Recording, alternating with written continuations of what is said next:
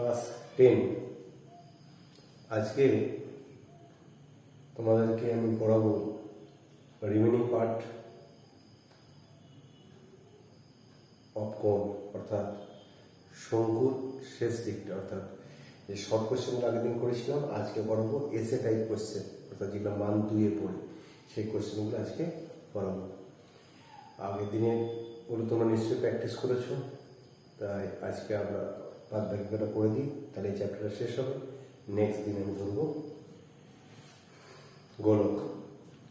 ঠিক আছে, আজকে আমরা করছি লম্ববৃত্তাকার শঙ্কুর শেষ পার্টটা, যেটা হচ্ছে 228 পাতায় আছে 14 দাগের অঙ্কগুলো।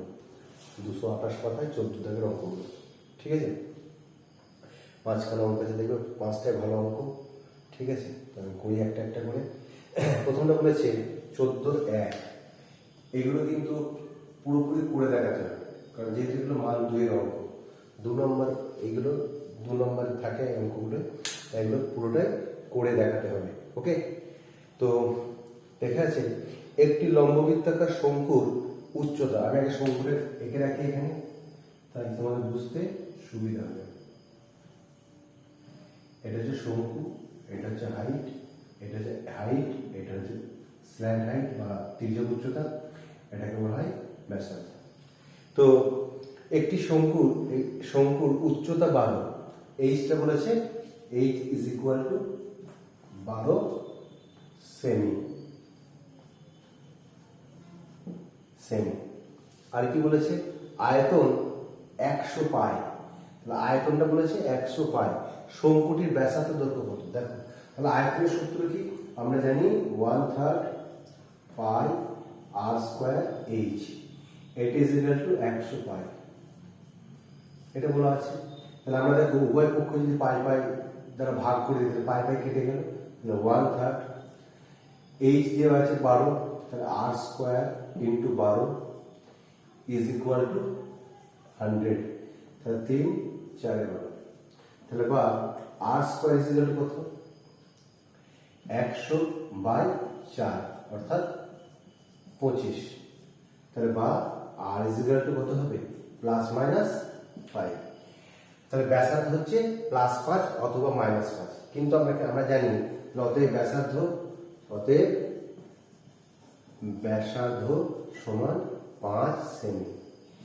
এখানে তাহলে -5টা কোথায় গেল? কারণ ব্যাসার্ধ কোনদিন ঋণাত্মক হতে পারে না, তাই -5 আর সমান -5 এটা অগ্রাহ্য, আর ইজ ইকুয়াল টু -5 এটা অগ্রাহ্য হয়েছে, যেহেতু বোঝা গেল। তাহলে এখানে আয়তনটা দেওয়া ছিল এইটা, আর আয়তনের সূত্র হচ্ছে এইটা, আর আমাদের এইচ এর মানটা জানা ছিল, বলে দেওয়া আছে। এইচ এর মানটা বসালাম, আর এর মানটা বার করলাম, +-5, এটা +-5 লিখবে আর সমান, তারপর লিখবে 8টা -5 অগ্রাহ্য। তুমি শুধু আর স্কোয়ার সমান 25, তাহলে আর সমান +5 দাও, তাহলে কিন্তু ভুল হবে। তোমাকে +5ও দেখাতে হবে, -5ও দেখাতে হবে। এবার তুমি এখানে লিখবে যে আর সমান -5 অগ্রাহ্য, কারণ যদি কারণ হলে আরো ভালো, যে কোনো শঙ্কুর ব্যাসার্ধ কখনো ঋণাত্মক হতে পারে না। ওকে, বোঝা গেল একটা কথা। এবার নেক্সট আমরা আসবো কয়েকটা দুইটা।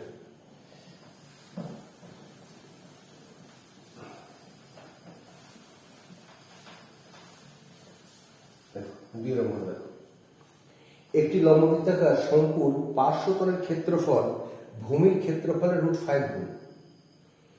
ঠিক আছে, পার্শ্বতলের একটি শঙ্কুর পার্শ্বতলের ক্ষেত্রফল, আমি সব একবার লিখি। একটা শঙ্কুর পার্শ্বতলের ক্ষেত্রফলের সূত্র হচ্ছে পাই আর এল, যেখানে আর হচ্ছে ব্যাসার্ধ, এল হচ্ছে, আমি এখানে লিখেছি আর ব্যাসার্ধ, এই উচ্চতা, এল হচ্ছে তির্যক উচ্চতা। তাহলে শঙ্কুর পার্শ্বতলের ক্ষেত্রফলটা কি না, ভূমির ক্ষেত্রফলের √5। ভূমিটা কি? এইটাকে বলা হয় ভূমি। ভূমিটা কি? একটা বৃত্ত, তাহলে বৃত্তের ক্ষেত্রফল হচ্ছে পাই আর স্কোয়ার। তাহলে পার্শ্বতলের ক্ষেত্রফলটা ভূমির ক্ষেত্রফলের √5 গুণ। তাহলে পার্শ্বতলের ক্ষেত্রফল ইজ ইকুয়াল টু ভূমির ক্ষেত্রফলের √5 গুণ। ওকে, এবার দেখো পাই পাই উভয় পক্ষকে যদি পাই দিয়ে ভাগ করি, পাই আর দিয়ে ভাগ করি, এখানে পাই আর কেটে গেলে এখানে কি থাকবে? এল, আর এখানে পাই আর কেটে গেলে কি থাকবে? আর ইন্টু √5 হয়েছে। এবার এল সমান আমরা এবার দুটোকে যদি স্কোয়ার করে তাহলে কি হবে দেখো, l square is equal to √5 square মানে 5 আর স্কোয়ার। ওকে, উভয় পক্ষকে বর্গ করলাম। এইবার আমরা জানি এল স্কোয়ার এটা সমকোণী ত্রিভুজের এলটা হচ্ছে অতিভুজ, তাহলে অতিভুজ স্কোয়ার সমান ভূমি স্কোয়ার প্লাস লম্ব স্কোয়ার, তাহলে এল স্কোয়ার সমান কি H square plus R square. তাহলে এল স্কোয়ার সমান কি লিখতে পারি, H square plus R square is equal to 5 R square. R square ওইদিকে যাক, এইচ স্কোয়ার সমান তাহলে 4 আর স্কোয়ার হবে, এটা ওইদিকে মাইনাস হবে 4 আর স্কোয়ার হবে। এবার দেখো আমার উত্তরটা কি চেয়েছে, উত্তরটা চেয়েছে উচ্চতা ইজ টু ব্যাসার্ধ, তাহলে উচ্চতা মানে H square by R square, বা আমি উভয় পক্ষকে আবার যদি বর্গমূল করে দিই তাহলে আমি কি লিখতে পারি, H is equal two 2r, তাহলে বা H by R is equal to 2/1, অতএব H is to R is equal to 2:1। Okay, তাহলে আমরা কি করলাম, পার্শ্বতলের ক্ষেত্রফলটা হচ্ছে ভূমির ক্ষেত্রফলের √5 গুণ দিয়ে কি করলাম, উভয় পক্ষকে পাই আর দিয়ে ভাগ করলাম, পাই আর দিয়ে ভাগ করলাম, পাই আর কেটে গেল, এখানে পাই আর কেটে গেলে একটা আর থাকে, একটা আর লিখলাম। এবার দেখো আমরা এই কোয়াটাকে হোল স্কোয়ার করলাম, এটা বাম পক্ষটাকে স্কোয়ার করলাম, ডান পক্ষটাকে স্কোয়ার করলাম, তাহলে √5 square 5 R square R square আর কে স্কোয়ার করলাম। এবার আমরা জানি এল স্কোয়ার সমান H square plus R square, অতিভুজ স্কোয়ার সমান ভূমি স্কোয়ার প্লাস লম্ব স্কোয়ার, এটা আমরা পিথাগোরাসের উপপাদ্য অনুসারে আমরা জানি। তো সমকোণী ত্রিভুজের ক্ষেত্রে তিনটে বাহুর মধ্যে একটা সম্পর্ক, তো আমরা এইখানে এল স্কোয়ারের জায়গায় আমরা এটা বসিয়ে দিলাম, H square plus R square, এল স্কোয়ার জায়গায় বসালাম, এটা করলাম, এটাকে ওই দিকে গেলে মাইনাস আর স্কোয়ার হবে, তাহলে 5 আর স্কোয়ার থেকে আর স্কোয়ার বাদ দিলে 4 আর স্কোয়ার হবে, আবার এটা বর্গমূল করলাম। এখানে তুমি লিখতে পারো যে উভয় পক্ষকে বর্গমূল করে পায়, তুমি এখানে লিখতে পারো, লিখবে, লিখলে ভালো, উভয় পক্ষকে বর্গ করে পায়। ঠিক আছে, তাহলে এইচ এটাকে বর্গ করলে 2, বর্গমূল করলে এটাকে বর্গমূল করলে আর, তাহলে এইচ বাই আর, তাহলে এখানে এক আছে সংখ্যা, তাহলে একটা সংখ্যা এখানে চলে গেল, তাহলে 2:1। ওকে, বুঝে গেছে? বেশ, ঠিক আছে। এবার আসবো আমরা 3-এরটা।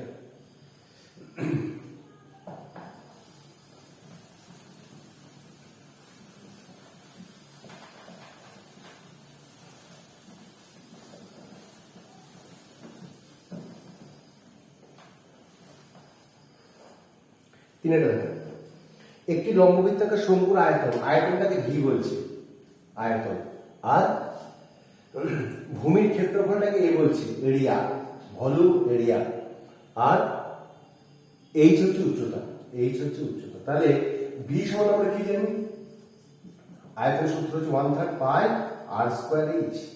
এ সমান কি জানি, ভূমির ক্ষেত্রফল, তার মানে বৃত্তের ক্ষেত্রফলটা, তার মানে পাই আর স্কোয়ার। এই সমান কি জানি আমরা, এইচ। এইটা যদি হয় তাহলে আমাকে বলেছে যে এইচ বাই ভি এর মান কত, বলেছে এ এইচ বাই ভি, তাহলে এই মানগুলো বসায়, এর মান কোনটা, এটা, এর মান বসিয়ে দিলাম, পাই আর স্কোয়ার, এইচ এর মান কোনটা, এইটা, ইন্টু এইচ, নিচে দেখো ভি এর মান হচ্ছে 1/3 পাই আর স্কোয়ার এইচ, তাহলে এটার বড়টা কেটে যাচ্ছে, তাহলে এটা কি হবে, 1/3 হরে আছে, উল্টে যাবে, 1/1 ভাগ, তাহলে এটা কত হবে, 3।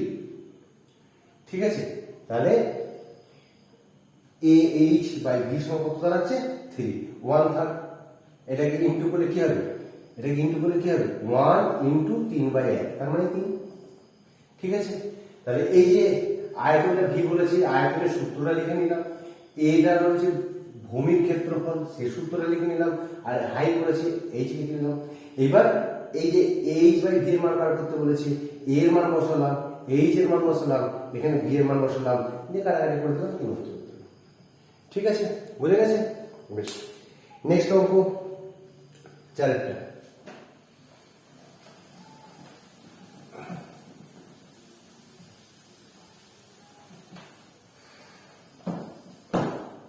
দেখো,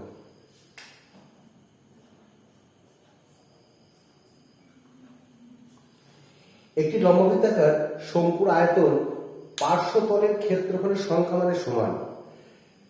এই সংখ্যা মানে সমান কেন বলছে? কারণ আয়তনের একক হচ্ছে আয়তনের, এরা হতে পারে ধরো এর আয়তন হচ্ছে 6 ঘন সেমি, আর এর ক্ষেত্রফল হতে পারে 6 বর্গ সেমি। তাহলে দেখো সংখ্যাটা সমান, কিন্তু একক কখনো সমান হবে না, কারণ আয়তনের একক হচ্ছে ঘন সেমি হবে, ক্ষেত্রফলের একক হচ্ছে বর্গ সেমি হবে।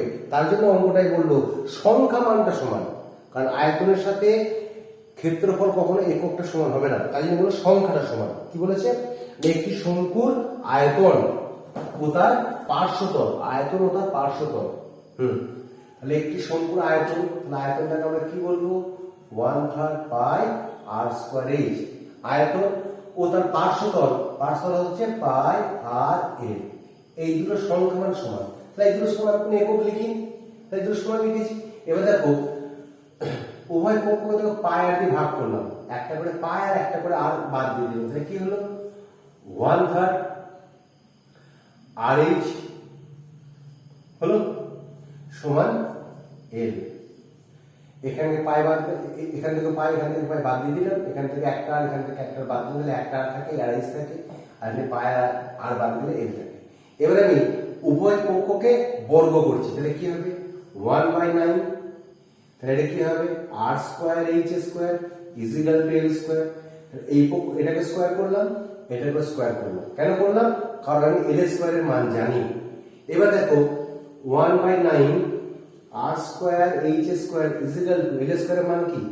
এল স্কয়ারের মান হচ্ছে r square plus h square. এটা তোমরা দেখিয়েছিলাম যে এল স্কয়ার সমান অতিভুজ স্কয়ার সমান ভূমি স্কয়ার প্লাস লম্ব স্কয়ার। এটা অতিভুজ, এটা ভূমি, এটা লম্ব। অতিভুজ স্কয়ার সমান ভূমি স্কয়ার প্লাস লম্ব স্কয়ার। ঠিক আছে? এবার দেখো আমি যদি এইটাকে ওই দিকে নিয়ে যাই, তাহলে কি হবে? এটা ইনটু আছে, ওই দিকে ভাগ হয়ে যাবে। তাহলে r square plus h square by r square h square হলো। বুঝে গেল? তাহলে এখানটা আমি কি করলাম? আর এইচ পাই আর বাদ দিলাম, উভয় পক্ষকে ভাগ করলাম, এটা থাকলো। এবার এটাকে বাম পক্ষটাকে ডান পক্ষটাকে কি করলাম? বর্গ করে পাই, বর্গ করে পাই। হয়েছে? তাহলে 1/3 মানে 1/9 আর স্কয়ার এইচ স্কয়ার এল স্কয়ার। এবার এল স্কয়ারের মান আমি বসিয়ে দিলাম এটা। এবার আমি কি করলাম? এইটাকে ডান দিকে নিয়ে গেলাম, তাহলে তলায় চলে গেল। এবার একটা খেয়াল করে দেখো, আমি একটা জিনিস তোমাকে দেখাই। ধরো 2/3 প্লাস 1/3, তাহলে কি হচ্ছে দেখো এই জিনিসটা? তাহলে কত লসক হবে? 3। তাহলে এখানে কত বসবে? 2। এখানে কত বসবে? প্লাস 1। তাহলে দেখো এইখান থেকে যদি এইটা আসে, তাহলে আমি এইটাকে ঘুরিয়ে গিয়ে এরকম ভাগ করে লিখতে পারি। অর্থাৎ এই 2/3 কে আলাদা প্লাস 1/3 কে আলাদা। বুঝতে পেরেছো? ভগ্নাংশ যোগের খেয়াল করো, এইটাকে যদি এইভাবে লেখা যায়, লিখি আমরা, তাহলে আমি তো ঘুরিয়েও লিখতে পারি যে এইটার সমান যদি এইটা হয়, তাহলে এইটার সমান এইটা হতে পারে। তাহলে এটা যেমন যোগ করেছি, এটাকে যেমন বিচ্ছেদ করছি, অর্থাৎ সেপারেট করছি। ঠিক আছে? 2/3 একটাকে সেপারেট করছে, আর একবার 1/3টাকে সেপারেট করছে। ঠিক এখানে সেপারেট করবো আমরা কি? R square by r square h square plus h square by r square h square. এইটা বাই এটা একদিকে লিখলাম, এইটা বাই এটা একদিকে, ঠিক এইরকম যেমন করেছি। বুঝে গেল? এবার দেখো আর আর স্কয়ার কেটে গেল, তাহলে 1/h স্কয়ার থাকলো, আর এটা 1/h কেটে গেল, আর স্কয়ার থাকলো। এদিকে 1/9 বা এদিকে 1/9। তাহলে এর মান কত বেরোলো? 1/9। ওইটা আমার চেয়েছে যে 1/h square plus 1/r square সমান কত? 1/9। বুঝে গেল অঙ্কটা? বুঝে গেল? এটা তাহলে এইটা যেটা বলেছে যে আয়তনের সঙ্গে পার্শ্বতলের ক্ষেত্রফল সমান, সংখ্যা মান সমান, আমি যখন একক দিইনি। এবার উভয় পক্ষকে পাই আর দিয়ে ভাগ করলাম, পাই কেটে গেল, একটা আর একটা বাদ চলে, এখানে একটা আর থাকে, এটা থাকলো। এটাকে হোল স্কয়ার করলাম। এবার এইটাকে ডান দিকে নিয়ে গেলে, যেহেতু গুণ আছে তলায় চলে গেল। এইটাকে কি করলাম? ডিভাইডেড করলাম। কি করে লিখলাম? না এটা হচ্ছে ভগ্নাংশের যোগের একটা স্টেপ। এটা ব্যাকে গেলাম, এটা এইখান থেকে এরকম হয় ভগ্নাংশের যোগ, সেটা ব্যাকে গেলাম, এইখান থেকে এইখানে গেলাম। বুঝে গেল? ব্যাকে গেলে আমরা একটাই 2/3 লিখতে পারি, 2/3, আর একটা প্লাস দিয়ে 1/3 লিখতে পারি। ঠিক এরকম একটাই আর স্কয়ার বাই এটা লিখতে পারি, আর একটা প্লাস দিয়ে এইচ স্কয়ার বাই এটা লিখতে পারি। ঠিক এইরকম এইটাকে মনে রাখবে, তাহলে এটা বুঝতে পারবে। এবার আর স্কয়ার কেটে গেল 1/h² প্লাস h কেটে গেল 1/r²। তাহলে এটা আমরা বেরিয়ে গেল। এই অঙ্কটা দেখবেন ম্যাক্সিমাম 2-3টে পেজে দেবে, একবার করে পড়ে। অঙ্কটা খুব ভালো অঙ্ক, মাথায় রাখবেন। ঠিক আছে, ঠিক আছে, নেক্সট অঙ্ক করি।